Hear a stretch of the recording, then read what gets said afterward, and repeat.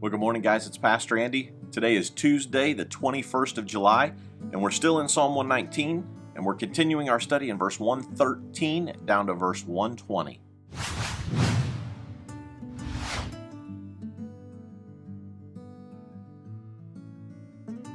This section of Psalm 119 has to do with dealing with the enemy. Because if you are a person of God, if you are a believer, if you're a person of faith, we have enemies. They're going to come after us. There's going to be people who want to do us harm because of our faith. He starts off in verse 113, I hate those with divided loyalties. Those words there, divided loyalties, means half-heartedness. He's saying, I hate people who are half-hearted. I hate it when people give half but not all. They're just kind of half in the Christian life and half not. They're that lukewarm, they're wishy-washy, they're all over the place. They're not all in or all out. They're just halfway.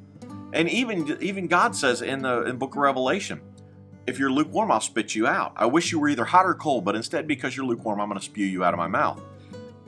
Nobody likes a half-on, half-off person, a person who rides the fence, a person who's not all in or all out.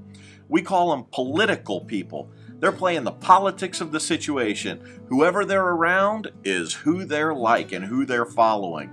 They don't have a backbone. They're weak. They're wimps. They won't take a stand for anything. And the psalmist says, I hate people who are half-hearted, people with divided loyalties, but I love your instructions. You are my refuge and my shield. Your word is my source of hope.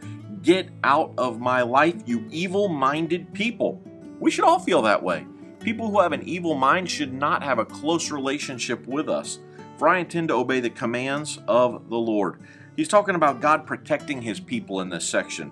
Then he transitions and talks about God upholding the obedient. He says, Lord, sustain me as you promised that I may live. Do not let my hope be crushed. Then the next verse, 117, says, sustain me and I will be rescued. That word sustain has to do with aid, has to do with aid coming from God, being upheld, him taking care of us, him meeting our needs. So the psalmist is saying, God, would you please meet my needs? And we know that God has promised to meet all of our needs according to his riches and glory. If my needs being met comes from his riches and glory, I'll never have a need that won't be met because God is all powerful. He owns everything.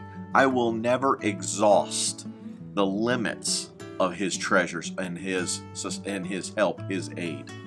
Verse 118 goes on and talks about God rejecting the wicked. He said, but you have rejected all who stray away from your decrees. They are only fooling themselves. There are people who fool themselves. They believe a lie. They are willingly ignorant because their life is based on lies. Have you ever met someone who just couldn't tell the truth to save their life?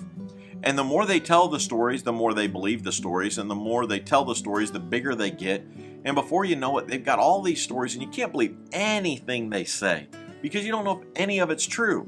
They've built this whole false life that they want us to believe. And we're not supposed to be around people like that. We're not supposed to be around people who we can't depend on their word. They're only fooling themselves. God has rejected them. What does he say about them in verse 119? You skim off the wicked of the earth like scum. No wonder I love your laws, and I tremble in fear of you. I stand in awe of your regulations. We should stand in awe of God because of who he is and what he's done. We are going to face enemies. There's one major enemy, because people are never our enemy.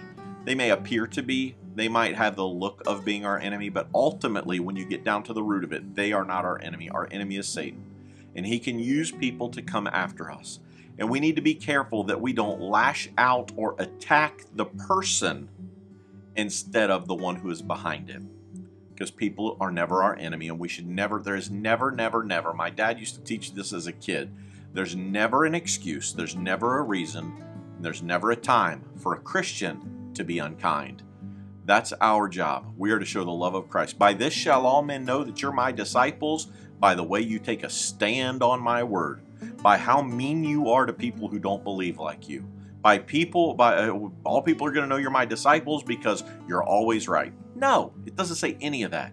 It says, by this shall all men know that you're my disciples, by your love one for another. We've got to show Christ's love. Now, sometimes we have to speak the truth. And we have to tell people, we have to lovingly correct, but we speak the truth in love. Love should be at the root of everything. Jesus was asked by someone trying to trick him and said, "What's the greatest commandment?" And what did Jesus say? One, you should love the Lord with all your heart, mind, and soul.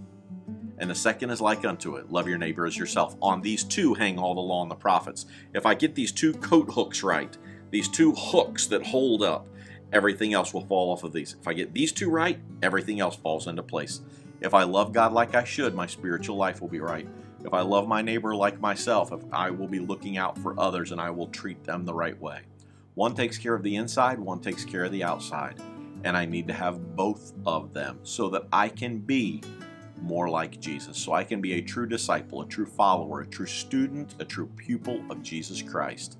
So when we face our quote-unquote enemies, let's show the love of Jesus Christ even to them, because they need it too.